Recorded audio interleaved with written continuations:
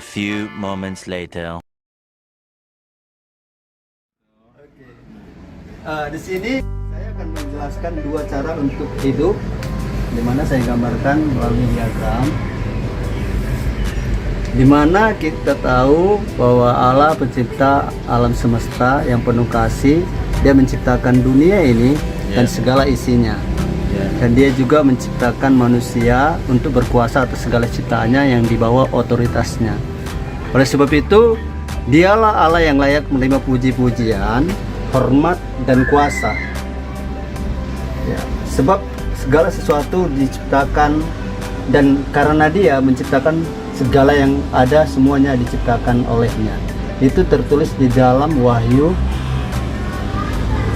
4 ayat 11. Tapi apa yang terjadi?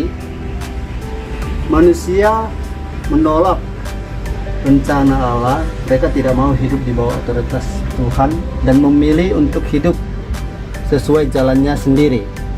Dan mereka akhirnya gagal. Yang dimana manusia semua mereka mengikuti jalan yang sama. Itulah sebabnya seperti tertulis ya, bahwa dikatakan manusia tidak ada yang benar seorang pun tidak. Tidak ada yang berakal budi, tidak ada yang mencari Allah. Semuanya menyeleweng, semuanya tidak berguna, semuanya tidak berbuat baik, tidak seorang pun tidak. Itu tertulis di Roma 3 ayat 10 sampai 12.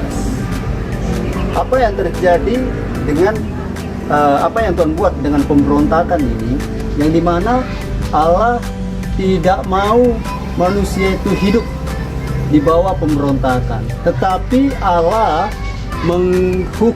menghakimi pemberontakan manusia, dan manusia dihukum dengan kematian dan pengadilan yang kekal, yang dimana bahwa manusia telah ditetapkan hidup untuk sekali, dan setelah itu akan dihakimi. Itu tertulis di dalam Ibrani 9 ayat 27. Di sini kita melihat Allah yang adil akan menghakimi semua orang yang memberontak. Tetapi kita mengetahui bahwa Allah itu adalah Allah yang kasih. Dia mengutus anaknya ke dunia ini, yaitu namanya Yesus Kristus. Dia mengambil posisi kita menjadi orang berdosa dan menanggung segala pemberontakan kita dan dosa-dosa kita di kayu salib. Dia yang tadinya, Yesus yang tadinya disuci, kudus, Dia mati buat segala dosa kita. Dia yang benar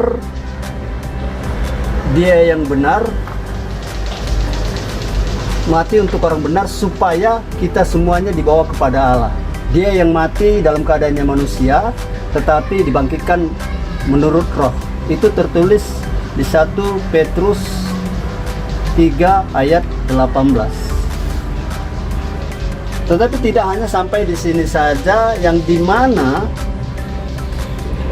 Allah membangkitkan Yesus dari antara orang mati untuk berkuasa atas segala ciptaannya, dan Yesus telah mengalahkan maut dan memiliki kehidupan yang baru, bisa memberikan kehidupan yang baru, yang dimana bahwa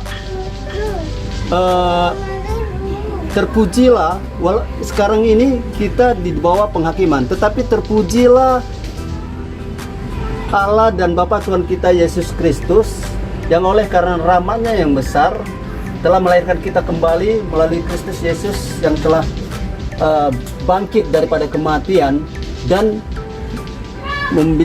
supaya kita memiliki kehidupan yang penuh pengharapan. Itu tertulis ayatnya di dalam 1 Petrus 1 ayat 3.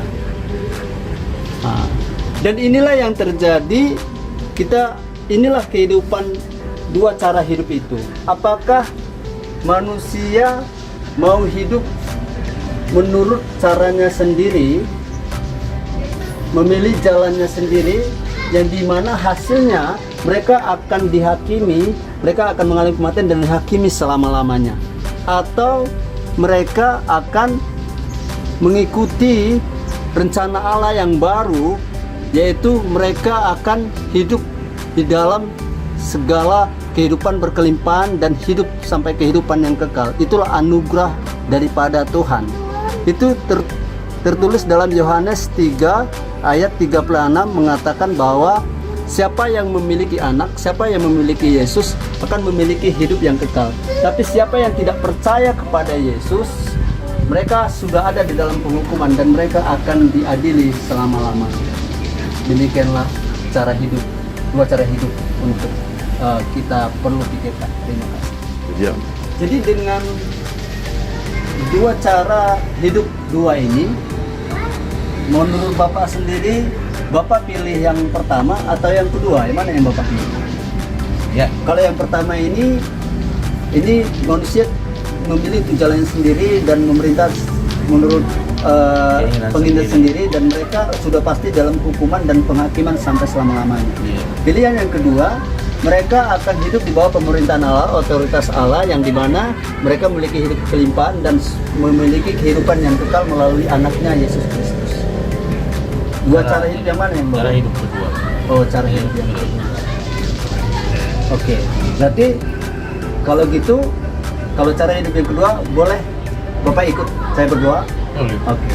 Tuhan Yesus, Tuhan Yesus, terima kasih. terima kasih Aku menyadarin bahwa aku orang berdosa, aku orang banyak dosa, orang banyak banyak kesalahan dan pemberontakan kesalahan yang telah aku buat. yang telah Aku sadarin sadar bahwa aku membutuhkan Engkau. aku membutuhkan.